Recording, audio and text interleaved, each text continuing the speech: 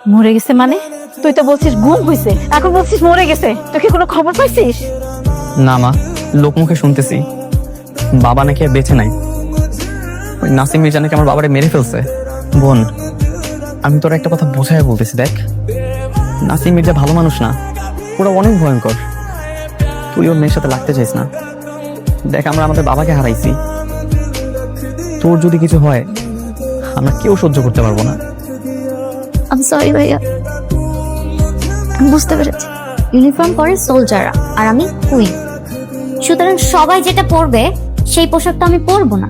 আমি school uniform পরে স্কুলে যাব না, ভিন্ন পোশাক পরেই যাব। আপনি সেই ব্যবস্থা করেন, আর এটার জন্য যদি উচ্চ আদালতে যাইতে হয় সেটাই যান। ইতিহাস বদলে গেল নাকি রে? কুকুর লেজ তো কখনো সোজা হয় না, কিন্তু মহারানী তো লেজ গুড়ি স্কুল ইউনিফর্ম পরে চলে আসে। যার ভাবটা একটু বেশি ছিল। আছে হয়তো আশেপাশে, ঠুকতে লজ্জা পাইতেছে।